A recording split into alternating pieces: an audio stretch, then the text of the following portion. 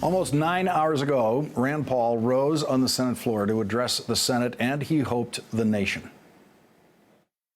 There comes a time in the history of nations when fear and complacency allow power to accumulate and liberty and privacy to suffer. That time is now, and I will not let the Patriot Act, the most unpatriotic of acts, go unchallenged. Nearly 9 hours later, Rand Paul is still on his feet on the Senate floor challenging the Patriot Act, which will expire on June 1st unless Congress extends it. The Justice Department today released a memo saying that the National Security Agency has to know by Friday of this week whether the Patriot Act is going to be extended. That statement said, quote, after May 22nd, 2015, the National Security Agency will need to begin taking steps to wind down the bulk telephone metadata program in anticipation of a possible sunset in order to ensure that it does not engage in any unauthorized collection or use of the metadata. Senator Paul's speech may be a very important speech. It is definitely a very long speech, but what it is not and never will be is a filibuster, even though that's what he's been telling his followers it is. A filibuster has no time limit on it and delays Senate business. This speech is delaying nothing, and Rand Paul will be forced to surrender to previously scheduled Senate business no later than 1 p.m. tomorrow if he manages to last that long. Joining us now, Jeremy Peters, New York Times congressional reporter and MSNBC contributor, Nima Singh Guliani, legislative counsel with the American Civil Liberties Union, and David Frum, senior editor for The Atlantic. Jeremy Peters, what struck me about this so far is a few things. This is a serious speech. Let no one doubt that this is a very serious speech that's going on out there. And the senators who have come to the floor that I've seen are all supportive of what Rand Paul is talking about, including a bunch of Democrats who've been out there. Maybe I missed it because I haven't watched all 9 hours, but I haven't seen Lindsey Graham run out there. I haven't seen anyone run out there to attack what Rand Paul's doing. Well, that's right. And you know why? Because they'll have plenty of time to attack him. The Republicans will on the campaign trail. I mean, Rand Paul is basically fighting this fight by himself in the Republican field for 2016. And it on the one hand makes him stand out, and it allows him to appeal to a group of people who ordinarily wouldn't vote in a Republican primary. But of course, when you're running a Republican primary, you need Republican voters. So politically speaking, you know, I wonder if this ends up hurting him more than it does help him. There's also the issue of whether or not this looks cynical, because, you know, as you pointed out, he's not really stopping anything. He conceded to me last week when I spoke with him that he knows he doesn't have the votes to stop the Patriot Act. It's going to be renewed in some form. So his campaign is using this as a bit of, you know, a fundraising and media opportunity, and I think he's going to take some hits for that. Well, we've seen an awful lot of stunting on the Senate floor over the years, but David Frum, I find it hard to find a cynical perspective on what Rand Paul is doing here, because it does seem to carry a lot of risk in a Republican presidential primary.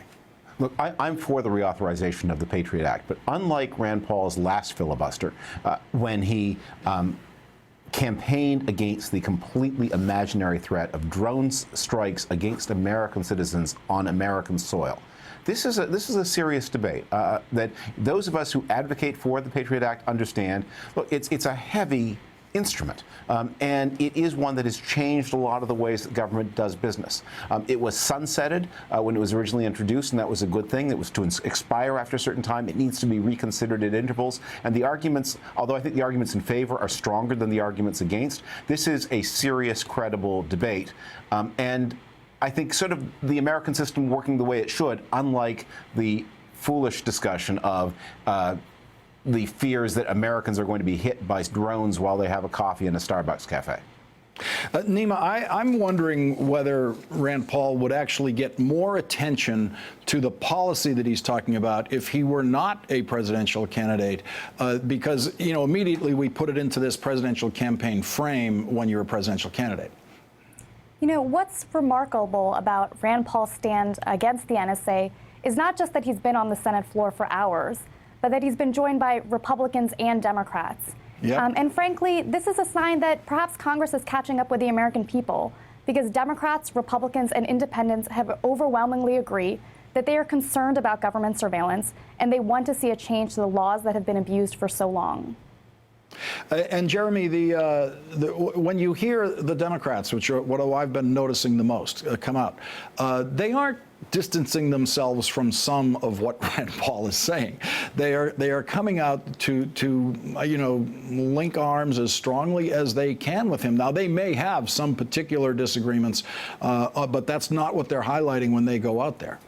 Mm-hmm. Well, I mean, certainly it's kind of a funny issue. It's one of the many on Capitol Hill lately. I mean, you can point to trade as well. That's kind of scrambled the usual Republican Democrat allegiances. You know, Mike Lee, the Republican senator from Utah, is out there supporting Rand Paul as well.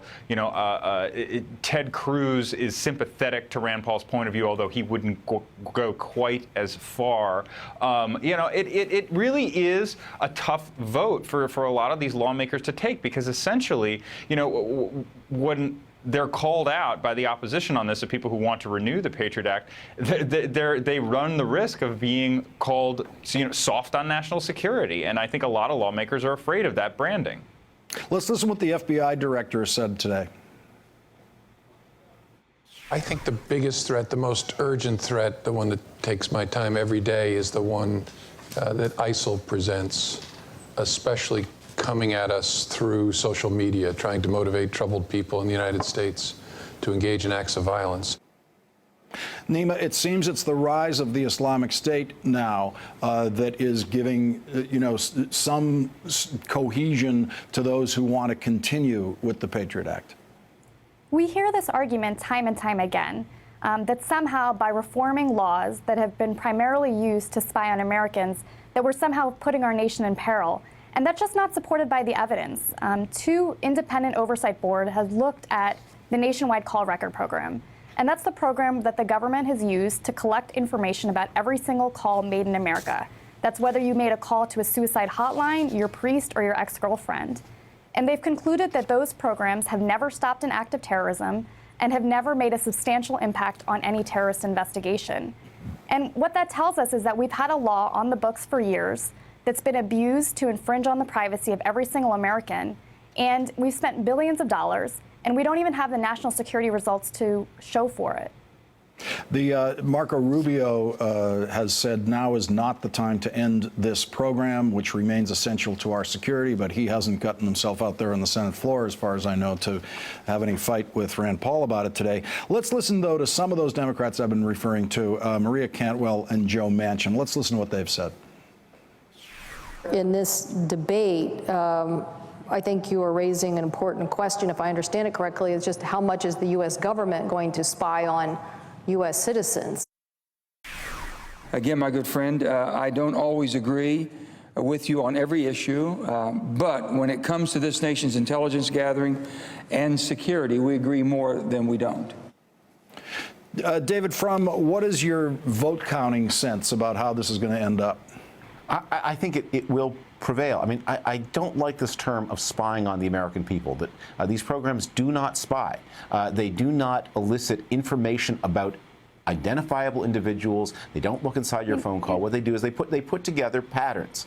David, I just have to jump in. I have to disagree. The notion that these programs are not I'll yield gathering... the floor to my honorable friend for a moment. Okay. Thanks. The notion that these programs don't gather intimate details about every single American is just incorrect. You know, records of every single person someone has called, how long they spoke to them. You know, if the government knows that you've spoken to your priest every Sunday, it tells them something about your life. And the argument that this information isn't intimate, it's been rejected by a federal court just recently. But you know what is happening here? It's a series of algorithms. I mean, it's not the government. It's not some person who is spying on your relationship with your priest. What it is the compilation of patterns. And what the FBI director said about the rise of ISIS and its use of social media is extremely important. The United States has been fortunate not to have had massive recruitment on American soil, but our European friends have seen thousands of their citizens of Muslim descent be recruited into terrorism in the Middle East. Nima, this has been kind of a theoretical debate up until we've seen this federal appeals court ruling saying, no, this program constitutionally goes too far. You know, what the federal court said is a game changer, and it's very key. It's a reminder. What the court said is what the government was doing is illegal, and they were doing it under a cloak of secrecy.